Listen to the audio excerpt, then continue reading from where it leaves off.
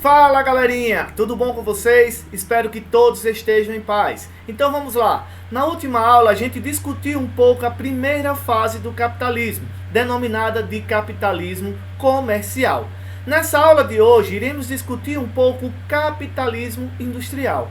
Se no capitalismo comercial eu falei para vocês associar e lembrar das grandes navegações, no capitalismo industrial lembre sempre da primeira revolução industrial ocorrida na segunda metade do século XVIII. E o que foi essa primeira revolução industrial? Mudanças que ocorreram na Inglaterra, tanto tecnológica como social e tanto econômica. Tecnológica porque foi uma mudança na forma de produzir. Social porque camponeses que viviam no campo passaram para a cidade. E econômica porque aumentou a produtividade desses produtos. Nesse sentido, o aluno pode perguntar: professor, e como era essa produção antes da primeira revolução industrial? Como era a produção de mercadorias? A produção de mercadorias ela ocorria através do artesanato ou da manufatura. No artesanato, a figura do artesão era a principal, porque esse artesão ele produzia todo esse produto e sabia todo o processo de produção, do início ao fim. Usava apenas ferramentas simples, contudo, havia uma baixa produtividade. Já na manufatura, o nome mano de manual, fatura emprego de pequenas máquinas. A partir desse momento, ocorre uma divisão social do trabalho, ou seja, divisão de tarefas, fazendo com que essa produtividade aumentasse um pouco.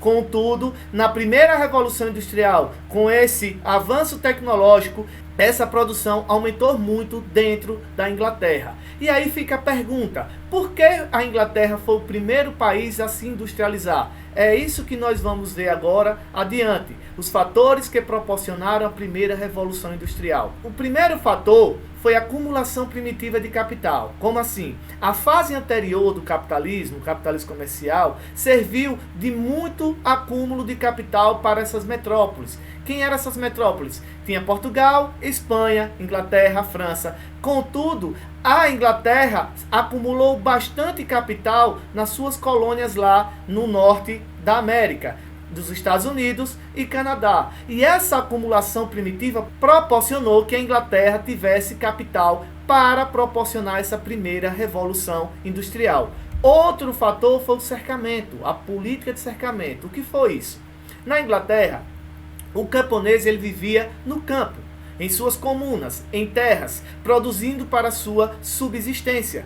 E assim foi criado na Inglaterra uma lei chamada Lei de Cercamento, que foi confiscar as terras desses camponeses. Chegando lá, muitos camponeses não tinham título da terra e foram expulsos dessas suas terras para ir para onde? Para a cidade trabalhar na indústria. E nesse sentido, essa lei fez com que os donos das terras cercassem e começassem a criar ovelhas. Essas ovelhas que serviam sua lã para a indústria têxtil nascente que estava naquele momento surgindo na Inglaterra. Então esse cercamento fez com que esse camponês fosse expulso do campo e fosse para onde? Para a cidade. Assim, outro fator que proporcionou essa revolução foi bastante mão de obra barata. Se tinha muitas pessoas que saíram do campo através do êxodo rural, expulso das suas terras através da lei de cercamento, essa mão de obra precisava de quê? De emprego. E o emprego que tinha na cidade agora era através de quê?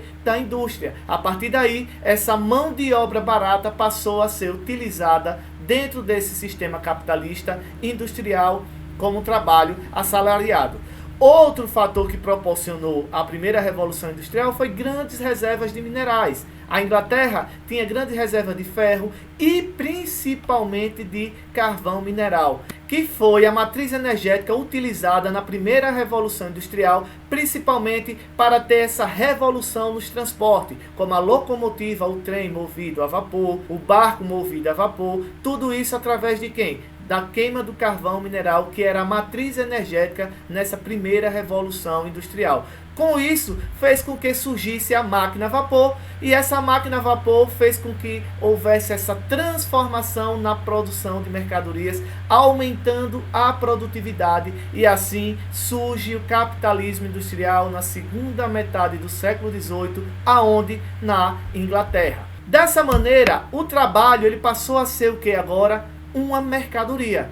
Aquele que não possuía os meios de produção nem o capital, ele vendia sua mercadoria, que é o que? A sua força de trabalho. Aquele camponês que saiu do campo, expropriado suas terras e foram para a cidade, foram trabalhar onde agora? Na indústria, e ele foi cooptado por essa burguesia industrial que utilizou essa mão de obra barata para produzir mercadorias, e a partir desse momento ocorreu a separação capital e trabalho.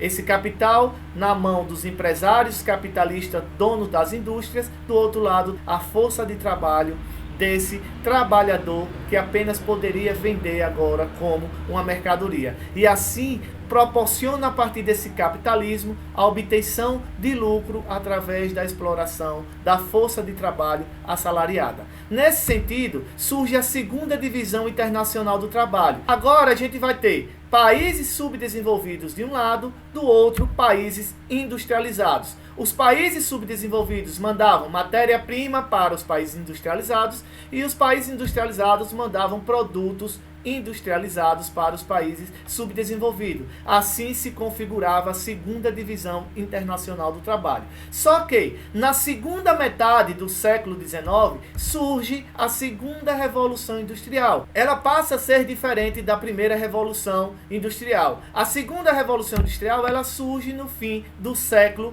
XIX. No fim do século XIX, alguns países, além da Europa, também passaram a se industrializar. Então, na primeira revolução industrial, ela ficou restrita aonde? Na Inglaterra. Na segunda, expandiu-se para outros países, como a França, Itália, Bélgica, Estados Unidos e Japão. Na segunda revolução industrial, ela não ficou restrita só na Inglaterra. Outro fator de mudança é que, na primeira revolução industrial, utilizava-se o ferro. A partir de agora, na segunda, utiliza-se o aço, a eletricidade e o petróleo como matriz energética. Na primeira revolução, a matriz energética era o quê? Carvão mineral. Na segunda revolução industrial, passa-se a usar a eletricidade e o petróleo nessa produção industrial. Assim, surgem várias indústrias nesse período, como a indústria elétrica, química, de automóveis, entre outras.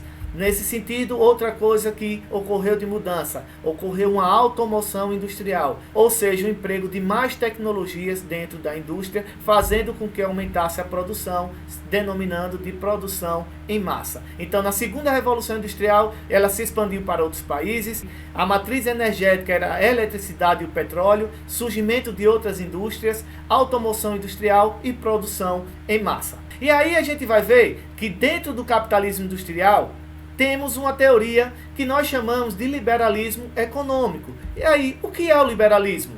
Aí o coleguinha diz, não sei. O outro, uma teoria econômica? Vamos ver então o que foi esse liberalismo econômico. O liberalismo econômico, ele teve como principal pensador o filósofo e economista Adam Smith.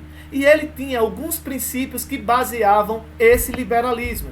O primeiro era o quê? A não intervenção do Estado na economia. No liberalismo, pregava que o Estado deveria ser um Estado mínimo, apenas ser um provedor de coisas básicas e deixar com que a economia por si só ela desenvolvesse dentro desse capitalismo. Se no capitalismo comercial, no mercantilismo pregava a intervenção do Estado, no liberalismo prega a não intervenção do Estado na economia, ou seja, um Estado mínimo. Outro ponto do liberalismo era a redução de taxas alfandegárias. Por quê? Os países industrializados queriam vender seus produtos. Para isso, eles pregavam que os países que queriam comprar esses produtos deveriam diminuir seus impostos. Ou seja, diminuía os impostos para a entrada de mercadoria nos países que não eram industrializados. Outro princípio liberal era o quê? O direito à propriedade privada. Agora, o direito à propriedade privada é garantido pelo Estado.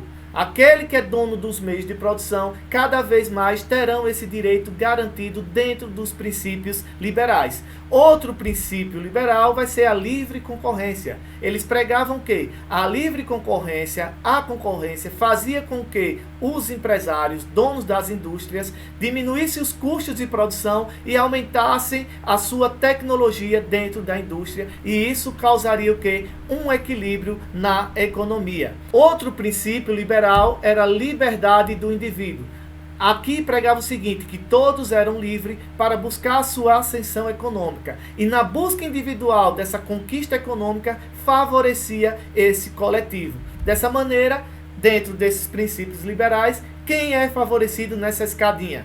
O grande empresário, o dono dos meios de produção, que vai comemorar, através desses princípios liberais, a maximização dos seus lucros. Então, nos princípios liberais, ele pregava o quê? A não intervenção do Estado, redução de taxas alfandegárias, direito à propriedade privada, livre concorrência e liberdade do indivíduo. Então, galerinha, nessa aula de hoje nós vimos um pouco o capitalismo industrial. Vimos os fatores que proporcionaram a Inglaterra até a primeira Revolução Industrial, vimos um pouco da segunda Revolução Industrial e vimos os princípios liberais, ou seja, o liberalismo econômico que ele pregava para que esse capitalista obtivesse cada vez mais lucro.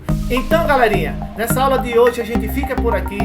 Utilizem a aula, leiam os textos, fiquem em paz e um abraço a todos.